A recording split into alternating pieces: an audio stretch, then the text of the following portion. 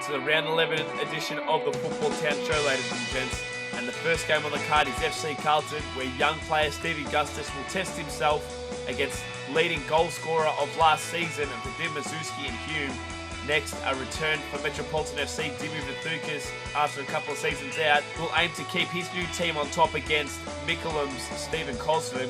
Then Robbie Armelin returns for Ashburton FC in a desperate attempt to spark their title hopes against Paul Vidic's Pascoe Vale. And then Ilhan El Tutas, one of the talented youngsters for Fitzroy FC, he'll have to go up against the might and experience of Ivan Zilic and Brimbank FC. And in the last game of the night, Western Australian Diego Garcia flies over to grace our V-League as he shows his skills against the ever-improving Joseph Franich and Moreland FC. But before we move on, let's take a look at last week's results, ladies and gents. Ashburton kicked off the round with a standard win over Mickleham, while there were two upsets, Metropolitan over the Vipers and Pascoe Vale over Hume, while Fitzroy, Carlton and Brimbank also enjoyed wins. The first game to kick off round 11 saw Hume FC, who were sitting in third position, go up against FC Carlton, who were sitting nicely in 8th position. And it was Hume who scored in the first few minutes, Reza Kuluglu with a fine run through the D, giving keeper Jose Garcia no chance. Then minutes later, it was Vadim Mazurski, and all of a sudden, things were looking terribly shaky for Carlton, who've had a good run of form of late. As these Carlton boys are known for, they love a challenge and they love a fight. Paul Montagna, after coming off 2 goals last week, backed up his effort with a fine long-range goal.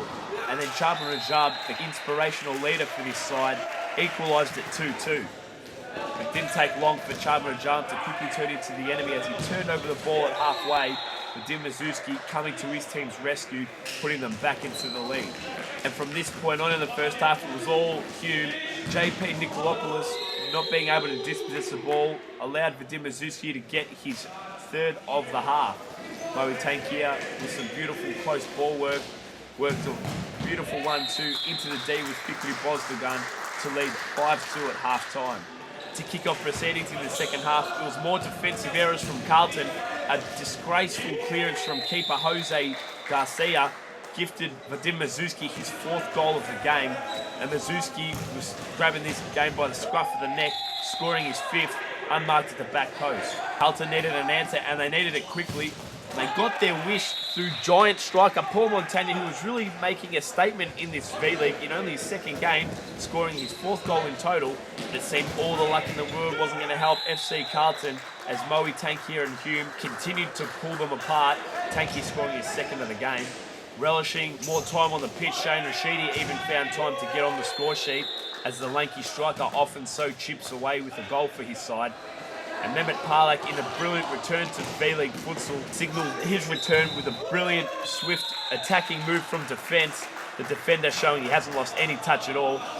And then if you thought his first goal was good, his second was certainly a heart stopper, a contender for goal of the week, a brilliant backheel there. With the score now at 11-3, Reza Kuluglu left his defensive duties, streamed past halfway, and got his 2nd goal of the game. These defenders really do love playing the lower teams. They get a bit more freedom. Parlak adding an assist to Vadim Mazurski for his 6th goal. Russian striker really is going for that 2nd goal scorer's title. And then the last player of the game, Saf Ben Him, capped off the 13-4 scoreline. It actually wasn't. All credit to Carlton. They actually put on a good fight. They've improved a lot from what I watched from round 1. All credit to them. They came out, they played to the best of their abilities, and they've improved. And I liked some of their set pieces they've done, and you can tell they're training. The next game on the card saw relegation threatened Mickleham take on ladder leaders Metropolitan FC, what could have been deemed one of the mismatches of the round. But Mickleham are always capable of bobbing up and causing a surprise, but didn't start out that way as the experienced campaigner Ali Radzevic put his side up 1-0. But that slender margin was only intact thanks to the brilliant keeping of Felipe Blay. Dino Radzevic turned Vlado Zoric with ease and set up Ali at carriage for a brilliant toe poker at the edge of the D for a 2-0 lead at half-time. It was controversy to open the second half as Dino Radzevic seemed to create a foul on the sideline. He was able to run in then and set up Adam Husseini for Metropolitan's 3rd. Tomo Grigic then bagged a quick 4th, and it looked like the ladder leaders were going to run away with the 3 points. You always know it's a good day out in the office when your defenders are scoring doubles. Ali Encouraged with his second toe poker of the game.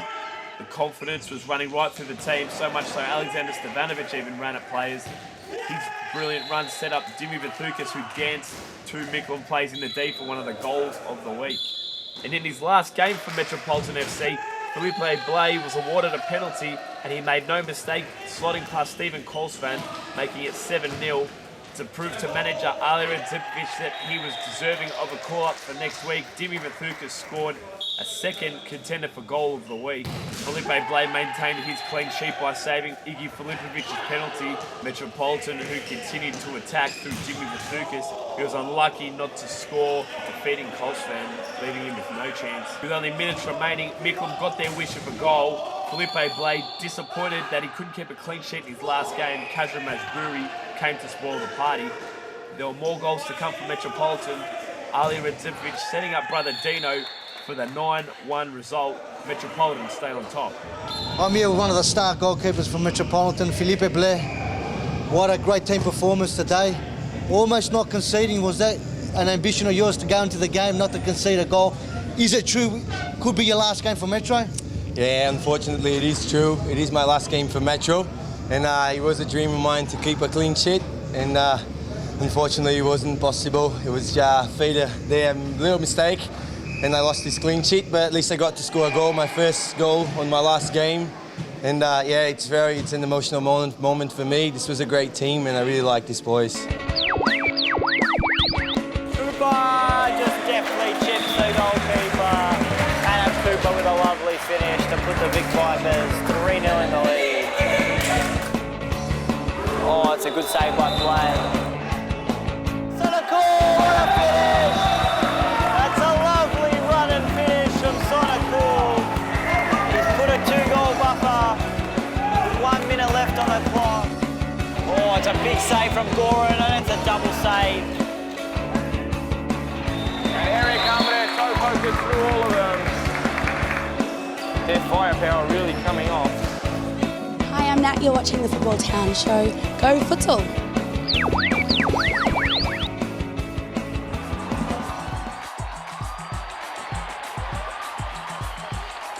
Welcome, ladies and gentlemen, to round 11, match of the round. Ashburton taking on Pascoe Vale. We'll observe a moment's silence pre-kickoff.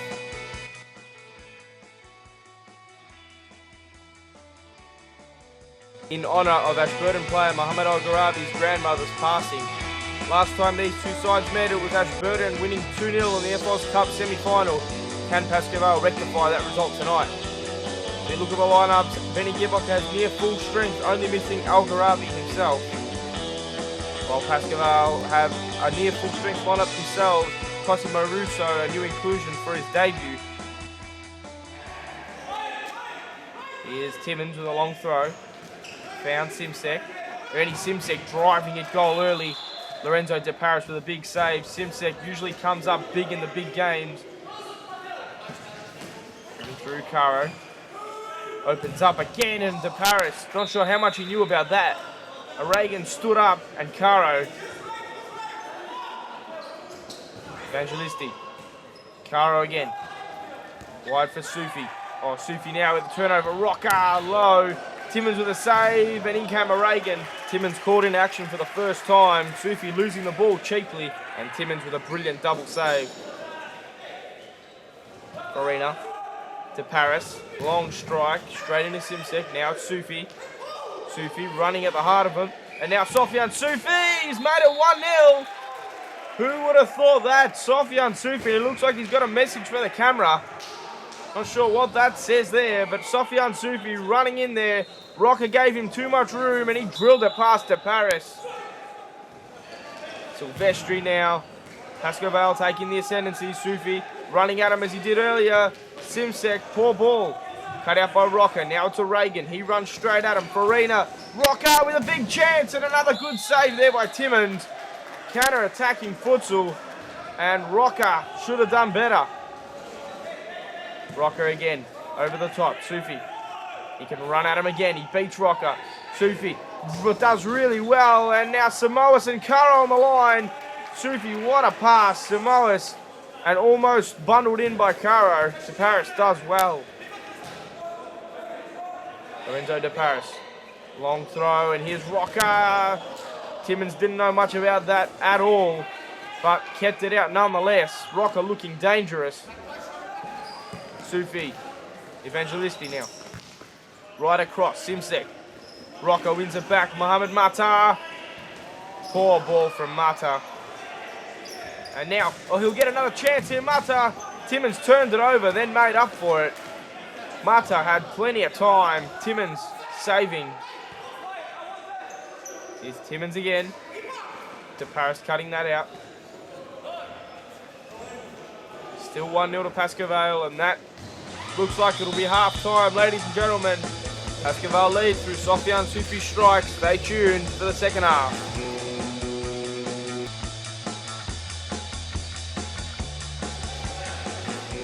Simsek now, start of the second half. Sufi, and that could have snuck through De Paris' legs there. Sufi hit awkwardly, took a deflection or two. Simsek, they tried the same corner, drilled in. Caro. Big chance for Caro, unmarked in the D. Now Farina. Rocker. De Paris. Ashburton know they can play the fifth man well. De Paris given a lot of room, and Timmins saves again. De Paris, good effort. Timmins touching it wide. Caro, Samoas, Pilati, Sufi. Well, almost beat Farina, and now beats Rocker, and Sufi off the post. Samoas off the crossbar now. Wow, Sufi won it back from Rocker. His toe poke off the post, had De Paris beaten, and Samoas also had him beaten off the crossbar. Fairly even game, chances being created at both ends. You'd say it's slightly in Pascoe's favour at this stage. Good flick by Pilati. Now Samoas, and now it's Sofian Sufi, and he's made it two. Sofian Sufi comes back to haunt his former side once again. Two fantastic finishes, and it's 2-0. Well, Sufi has two, and Ashburton haven't scored in about 35 minutes of play. Here's Samoas, and he's turned it over. Farina, and it's gone over. What has Andrea Farina done here? It looks like he's had his shot, and it's come off the leg of Samoas. Did really well to cover his error.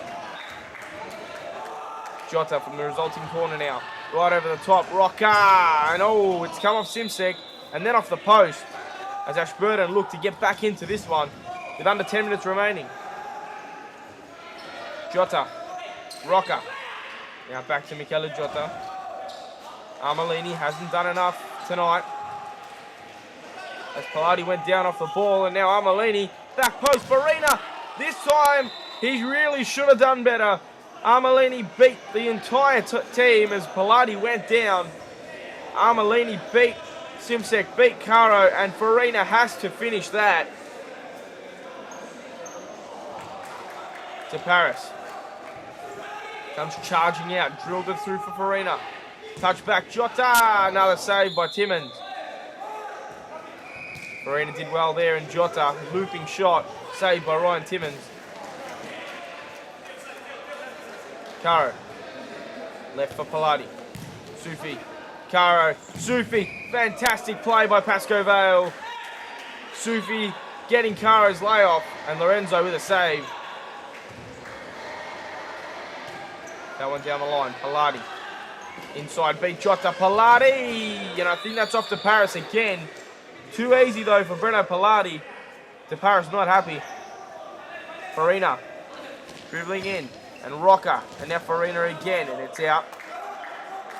Here's Andrea Farina through the middle. Armelini, that's a fantastic save by Timmins. Not sure if he knew much about it, but boy, oh boy, did he do it well. Armelini can't believe it. Jota. De Paris. Sufi won it back. Played in Pilati, drilled it back in for Sufi, and another chance straight at De Paris this time.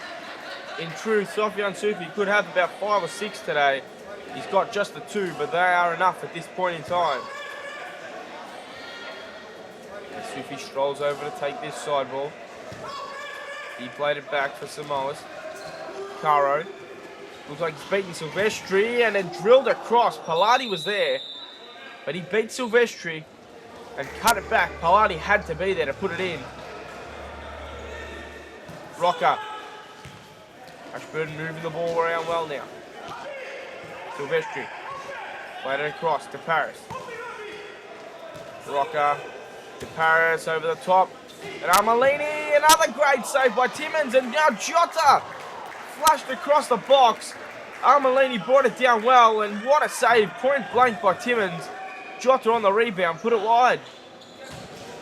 Caro, Sufi, not long to go now. The game is Pascoe Vale's. Can Sufi complete his hat-trick?